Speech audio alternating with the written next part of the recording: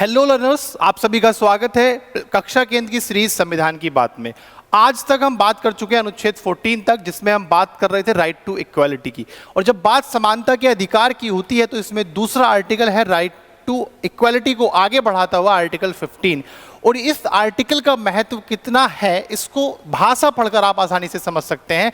इस आर्टिकल की पहली लाइन ही ये कहती है, धर्म, मूल वंश, जाति, लिंग या जन्म स्थान के आधार पर भेदभाव का निषेध किया गया है।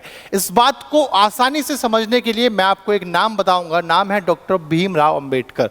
अगर आपने उनके बारे में थोड़ा सा भी पढ़ा है तो आपको अच्छे से पता होगा कि उन्होंने अपने स्कूली दिनों से और ऊपर संविधान को लिखने तक की स्थिति में पहुंचने तक किन किन स्थितियों का सामना किया और उनसे लड़कर एक अलग मुकाम हासिल किया।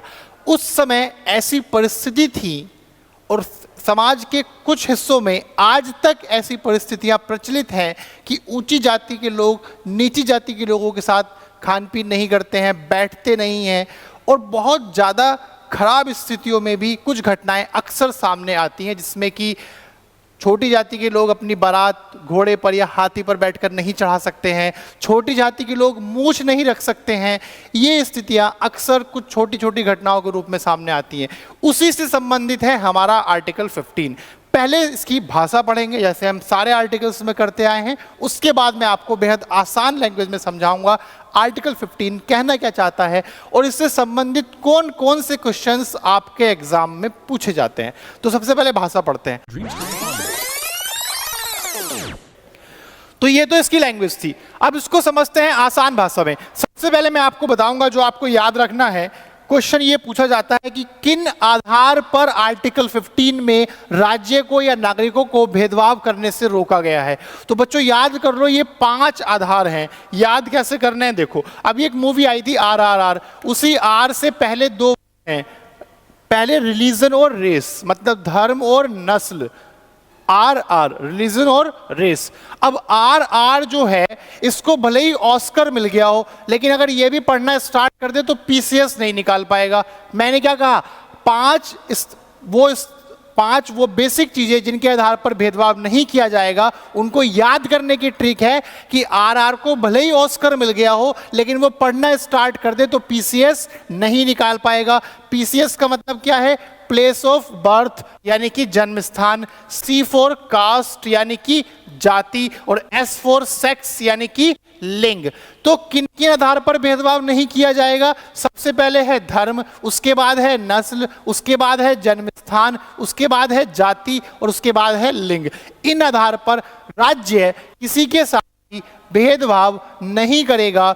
और उसके अलावा जो मेन बात है, आर्टिकल 15 सिर्फ राज्य के लिए नहीं है, आर्टिकल 15 क्या है, नागरिकों के लिए भी है। मतलब ऐसा नहीं है कि सिर्फ सरकार भेदभाव नहीं करेगी। आर्टिकल 15 कहता है कि कोई भी नागरिक भी दूसरे नागरिक के साथ इन 5 चीजों के आधार पर भेदभाव नहीं करेगा। याद कीजिए आप आयुष्मान खुराना की मूवी आर्टिकल 15, जिसमें वो पूछते हैं कि महंत जी कौन है। वो बोलता है कि महंत जी ऊंची जाति के हैं, इसलिए वो नीची जाति के लोगों के साथ या लड़कियों के साथ क्या करते हैं, दुर्व्यवहार करते हैं। तो यही बात ध्यान रखनी है कि आर्टिकल 15 न सिर्फ राज्य के लिए है बल्कि नागरिकों के लिए भी है। दोनों ही लोग अन्य लोगों के साथ इन 5 आधार पर भेदभाव नहीं करेंगे।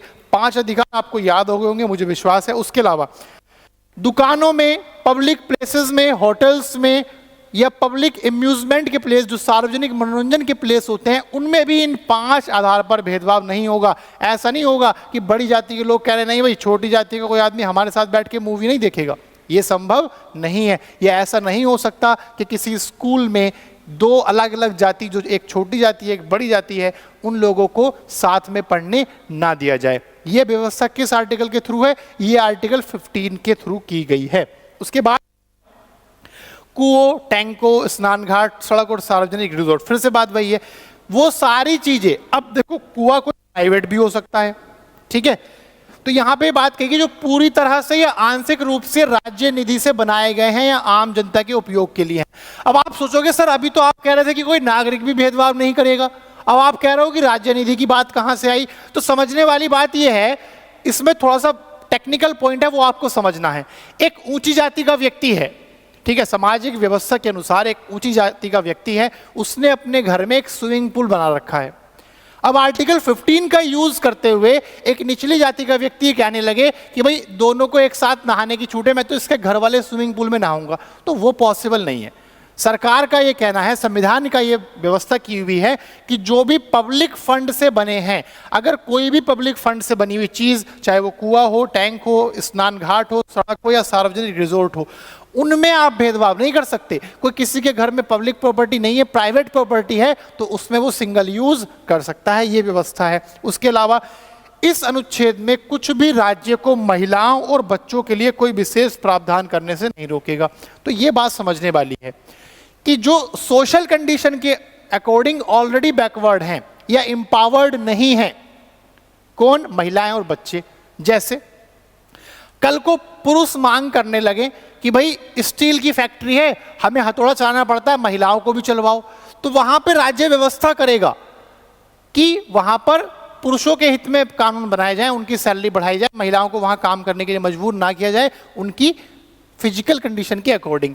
यहीं पे अगर कोई ऐसा काम है जो महिलाएं अच्छे से करती हैं, तो उसको आगे बढ़ाने के लिए, उसको एम्पावर करने के लिए महिलाओं के हित में कानून बनाए जाएंगे।